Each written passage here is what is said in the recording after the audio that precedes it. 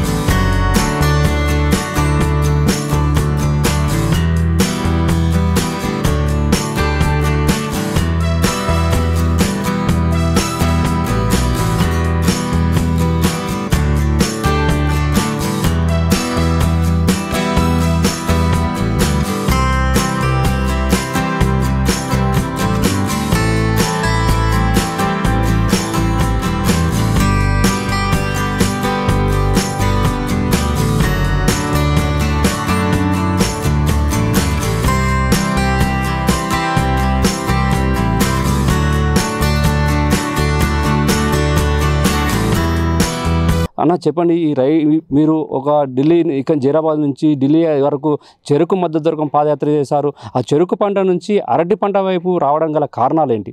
Sir, యాక్చువల్గా చెరుకు పంట ఏంటంటే మనకు పూర్వం నుంచి మా పెద్దల నుంచి వస్తుండే.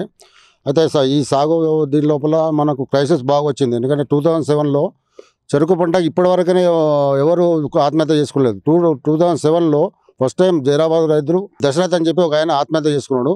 దాని మీద మాకు చాలా మనోవేదన చెంది ఇక్కడ నుంచి ఢిల్లీ వరకు ఎందుకు ఇది ఇంత క్రైసిస్ వస్తున్నాయని చెప్పి స్టేట్ గవర్నమెంట్ పోయి అడిగితే మాకు పరిధులు లేదని, మాకు సంబంధం లేదని అంటే మేము ఢిల్లీ వరకు పాదయాత్ర పెట్టుకున్నాము. నేను, ఢిల్లీ వసంత్, గోవింద్ రెడ్డి అని చెప్పి 5 మంది పెట్టుకున్నాం ఇక్కడ నుంచి. ఢిల్లీ వాళ్ళకి పాదయాత్ర చేస్తే ఢిల్లీలో పోయిన తర్వాత ఏం తెలిసిందంటే షుగర్ కేన్ అనేది అగ్రికల్చర్ లేదు, ఓన్లీ ఇది ఇండస్ట్రియల్ దాని మీద కాబట్టి ఇండస్ట్రీకి ఎక్కువ ఫేవర్ చేస్తారు. అగ్రికల్చర్కు షుగర్ కేన్ మీద ఈ అగ్రికల్చర్ కానీ ఎవరు అనేది ఫేవర్ చేయరు కాబట్టి దాని మీద విరక్తి చెంది ఢిల్లీకి వెళ్ళి వచ్చిన తర్వాత పూర్తిగా చెరుకును మాత్రమే వదిలిపెట్టి వేరే పంటలకు మారడం జరిగింది. ఈ అరటి తోటను సాగు చేయడానికి ఎలాంటి పద్ధతులు చేయాలి, అయితే దుక్కిని ఎలా దున్నుకోవాలి, దాని ఎలాంటి ఎరువులు చల్లుకోవాలి, ఎప్పుడు ఈ పంటను నాటుకుంటే ఎక్కువ లాభాలు వస్తాయి? సార్, యాక్చువల్గా ఇది చెప్పాలంటే దుక్కి అన్ని పంటలు ఎలా చేస్తామో అరటికి మీద అలాగే చేయాలి.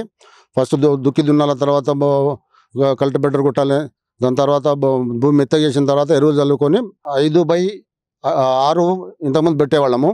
ఇప్పుడు ఏదో కొత్త పద్ధతిలో కొంచెం వేరే వాళ్ళతో తెలుసుకున్న మహారాష్ట్ర, మధ్యప్రదేశ్ అక్కడ తెలుసుకుంటే 5/7, 5/8 బాగా వస్తుందని చెప్తున్నారు. కొంచెం ఈల్డింగ్ పెరుగుతున్నది. కొంచెం ఈ అంతర పంటల రోగాలు రావట్లేదు. కాబట్టి మేము కొంచెం కృషి చేసి దాని ముందుగా అక్కడ 5/7, 8కి వెళ్తున్నాం. ఇప్పుడు ఎన్ని ఎకరాల వరకు అరటి తోట నాటుకున్నారా? మీకు ఎంతవరకు లాభం వస్తున్నాయి? మేము గత సంవత్సరం 2 సంవత్సరాల కింద 12 ఎకరాలు నాటుకున్నాము. దానిలో ఇప్పుడు అంతర పంటగా మహాగని పెట్టాను నేను. మహాగని అంతర పంటలో 3 సంవత్సరాలు అరటి బాగా వస్తుందని చెప్పి నాటుకోవడం జరిగింది.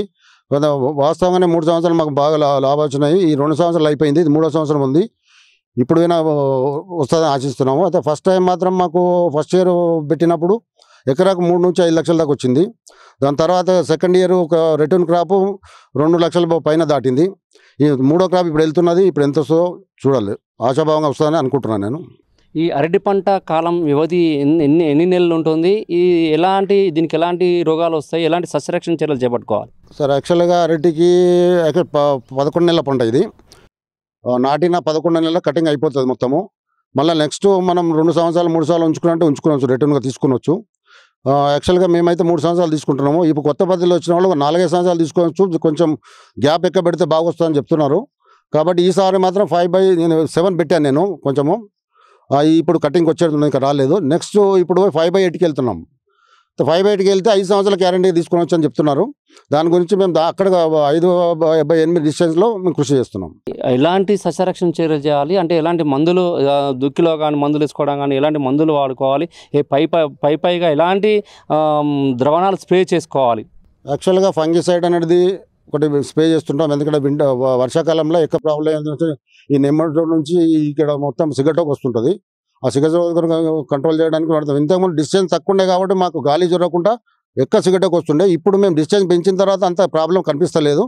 అంత ఎక్కువ స్ప్రే ఎక్కువ అంత అవసరం పడతలేదు. ఇప్పుడు ఈ సిగాటా రోగానికి ఇటు సస్యరక్షణ చర్యలు చేపట్టుకోవాలని చెప్పేసి దుక్కిలో కూడా ఏదైతే డిఏపి ఎరువులు, ఇటు పేడ, ఇటు ఆవు సంబంధించిన ద్రవణాలతో కూడా సస్యరక్షణ చర్యలు చేపట్టుకోవాలని, అదేవిధంగా ఏదైతే ఉమ్మడి ఆంధ్రప్రదేశ్ రాష్ట్రంలో చెరుకు మద్దతు ధర పెంచాలని చెప్పేసి పాదయాత్ర చేశాము. ఆ పాదయాత్ర చేస్తున్న సమయంలో రైతులందరూ ఆత్మహత్య చేసుకోవడంతో మేము అరటి పంట వైపు వెళ్ళాలని చెప్పేసి నారాయణ రెడ్డి మనతో తెలుపుతున్నారు. అదేవిధంగా ఏదైతే లైన్కు ఈ అరటి తోటలో ఒక లైన్కు ఇంకో లైన్ మధ్యలో వెడల్పు ఎక్కువగా ఉంటే ఎలాంటి రోగాలు రావు, పంట దిగుబడి కూడా ఎక్కువ వస్తుందని చెప్పేసి మనతోని నారాయణ రెడ్డి తెలుపుతున్నారు.